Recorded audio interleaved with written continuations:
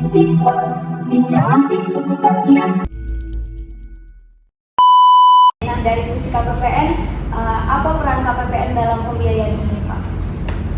Baik, kami dari KPPN pada dasarnya itu kami hanya melakukan monitoring, tentu juga dengan evaluasi juga terhadap proses penyaluran pembiayaan bumi ke para debitur. Kami KPPN itu melakukan dua hal ya. Yang pertama yaitu kami membantu dalam mengecek ketepatan data para debiturnya ya. Yang kedua kami melakukan survei tentang bagaimana pengaruh dari pembiayaan tersebut terhadap kehidupan dari si debitur. Untuk mendapatkan program bumi memang ada beberapa hal yang harus dipenuhi ya. Di antaranya adalah si debitur atau calon debitur itu tidak sedang menerima program yang lain, katakanlah dari KUR gitu kan. Nah, dibuktikannya dengan apa? Dibuktikannya adalah dengan mengecek NIK-nya ke sistem informasi kredit program, ya kan. Nah, kami KPPN itu membandingkan antara data yang sudah diinput oleh para penyalur, katakanlah dalam hal ini PT Pegadaian ya.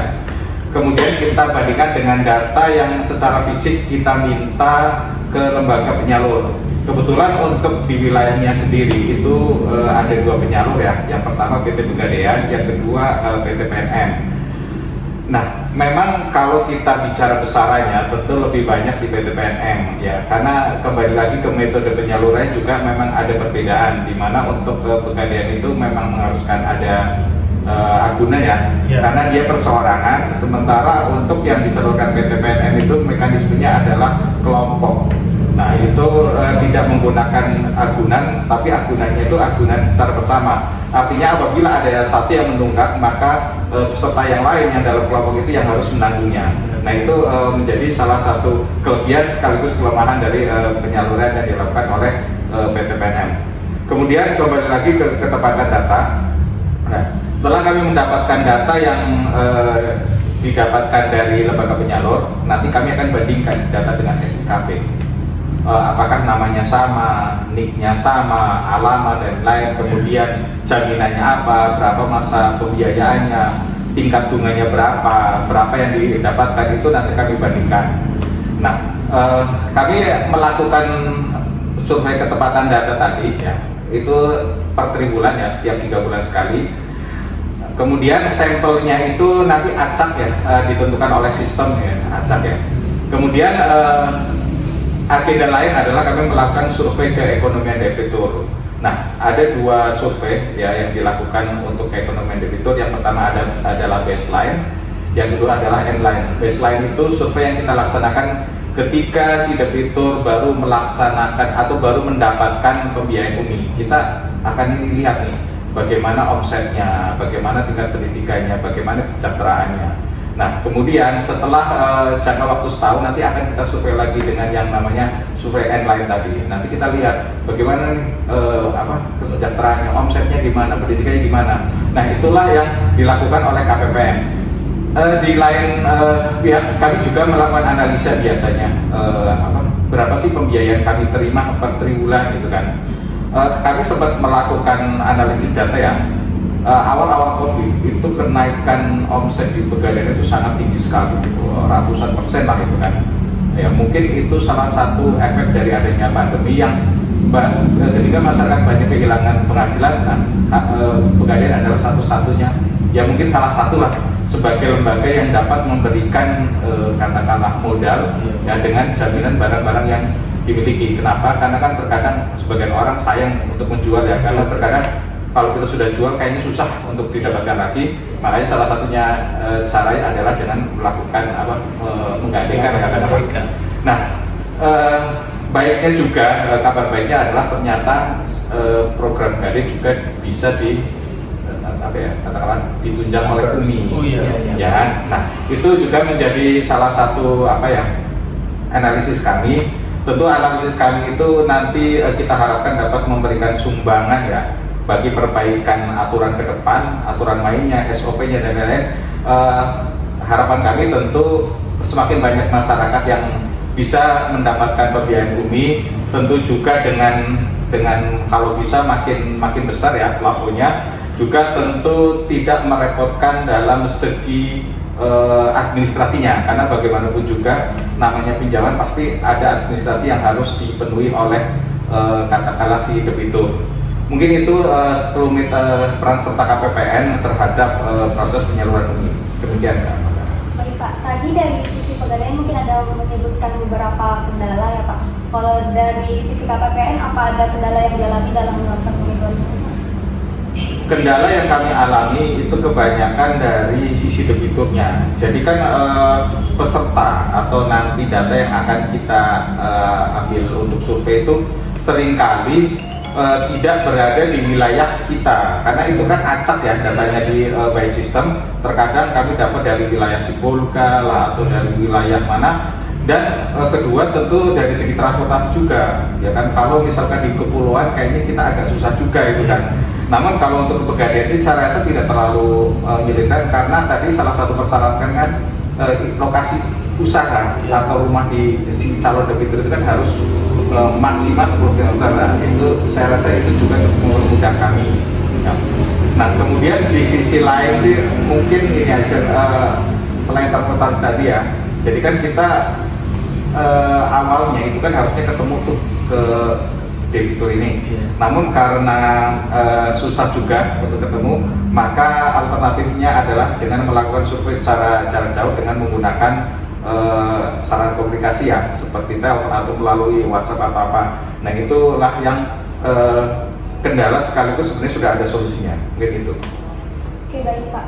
Mungkin ini pertanyaannya masih ke KPPN, bagaimana dana dari pemerintah bisa sampai ke debitur? Alurnya dari mana? Ya, oke. Jadi seperti saya katakan tadi, jadi dana ini kan dana yang dikelola oleh satu satuan kerja di JPB, namanya Pusat Investasi Pemerintah ya. Itu merupakan salah satu badan layanan umum. Jadi dana ini nanti dana bergulir, sifatnya dana bergulir. Nanti sifatnya itu penyalurannya itu tidak disalurkan melalui KPPN, tidak, atau langsung oleh BLU-nya ke debiturnya, tidak. Tapi kita bekerja sama dengan lembaga keuangan bukan bank, di mana itu seperti yang saya ungkapkan tadi, karena si debitur kita rata-rata adalah mereka itu unbankable, belum terakses dengan perbankan, maka nanti uang dana bergulir ini nanti disalurkan melalui lembaga keuangan bukan bank, dalam ini Pegadaian. Nah, Pegadaian inilah setelah melalui tahapan verifikasi, kelengkapan, kelayakan salur, barulah nanti akan disalurkan ke debiturnya, gitu.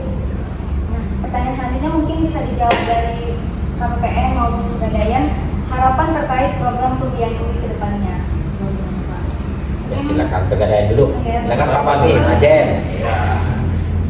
Ya, mungkin harapan kita lah ya, kita tetap kembali ke daripada program pemerintah, di mana tadi pemerintah harus bertemu dengan masyarakat Indonesia ini harus tetap berkembang. Nah, daripada itu kita juga harus mendukung, daripada pihak Pegadaian tetap mendukung, di mana kita tetap mempromosikan produk usaha ini di masyarakat. Yang harus kita harapkan daripada saat itu, nah memang kadang-kadang ini masyarakat naik dengan kendala. Nah, yang kita harapkan jangan banyak kendala memang. Mempermudah. Nah, daripada kita ini mengembangkan, kita memang banyak untuk mempermudah masyarakat daripada penyaluran ini. Salah satunya tadi yang mesti harus surat izin daripada usaha. Nggak harus itu, cukup dengan adanya surat keterangan usaha daripada Kades. Nah itu dia salah satunya begitu. Nah, itu loh mungkin harapan dari kita ya. Mungkin saya tambah sedikit Pak. Harapan kami sih di Pegadaian Pak, mungkin dari pinjaman ya Pak, atau dari plafon untuk nasabah, untuk debitur lah ya. Itu kalau bisa ya Pak, agak dinaikkan lah sedikit, istilahnya naik kelas Pak. bukan hanya 10 juta aja, tapi minimal ya 25 juta, maksimal 25 juta. Nah, mungkin itu saja sih harapan kami ya Pak. Cuman ya itu kan tergantung dari pihak KPPN atau dari Pegadaiannya ya. Ya. Tadi ya seperti yang disampaikan sebenarnya sampai 20 juta sudah bisa ya, sampai 20 juta. Tapi mungkin ada yang ketentuan internal lagi ya. Mungkin ya gitu itu Pak. kan. Cuman kan itu harapan saja sih. Oke, siap. Oh ya, mungkin sedikit tambah informasi. Sebenarnya ada berapa produksi yang dipasarkan oleh Pegadaian yang dibiayai atau mungkin disediakan pendanaannya oleh UMI? Kalau UMI ada dua sih Pak. Kreasi UMI itu berbasis BPKB. Yang kedua Gadai UMI Pak, Gadai KCA UMI. Yang tadi ya. Yang emas Pak. Nah, yang emas di bawah 10 juta. Jadi di input kalau yang Gadai ini dia hanya mendapatkan diskon pelunasan. Dia kan hanya Gadai ini 4 bulan Pak. Jadi pada saat 4 bulan dia menebus, dia dapat diskon pelunasan dari pemerintah. Kalau kreasi UMI itu berapa lama pembiayaannya? Maksimal 3 tahun. Maksimal 3 tahun. Dan namun dalam kenyataan selama ini apakah ada yang bisa mendapatkan sampai 3 tahun atau hanya waktu tertentu saja, katakanlah setahun mungkin? Ada yang setahun, ada yang 18 bulan ada. Yang 3 tahun juga ada. Mungkin bisa di-share juga ke kami, ke kita ya yang di Kepulauan Nias ini. Kira-kira perkembangannya gimana sih untuk yang mendapatkan pembiayaan dari UMI ini yang dipasarkan oleh Pegadaian itu? Rata-rata nasabah yang udah ngambil di tempat kita, yang ngambil pinjaman tempat kita, mereka merasa dibantu lah, merasa terbantu lah. Itu dibuktikan dengan dia berulang kali. Oke. Berulang kali untuk Siap. pinjaman lagi.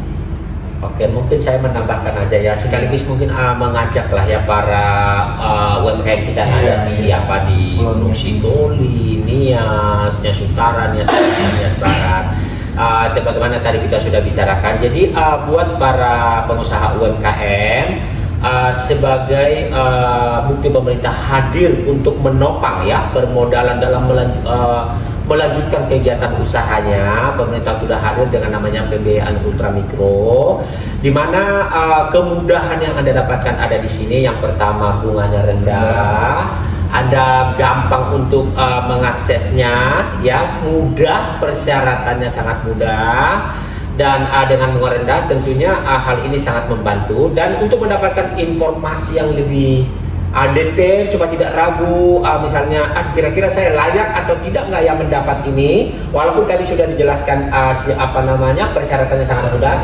Silakan menghubungi Pegadaian ya, jadi nanti akan dibimbing. Di sini ada Pak Fahmi, Pak Jen sudah menjelaskan, dan nanti bisa lebih intensif lagi. Jadi kami mengharapkan para pengusaha UMKM kita semakin fight ya, bisa melanjutkan usahanya, omsetnya makin meningkat, sehingga bisa meningkatkan kesejahteraan masyarakat kita. Mungkin itu yang bisa saya tambahkan. Baik, mungkin sudah cukup ya Pak, kita cukupkan. Baik, terima kasih Pak Fahmi, terima kasih Pak Jen, terima kasih Pak untuk Ditutup. Boleh cepat sekali Pak. Belum tutup. Silakan. Baik, kita sudah mendengar banyak sekali penjelasan daripada narasumber mengenai pembiayaan ultramikro ini. Semoga semua penjelasan tersebut bisa memberikan pemahaman kepada sobat bisnis dimanapun berada. Demikian dari kami. Selamat sore.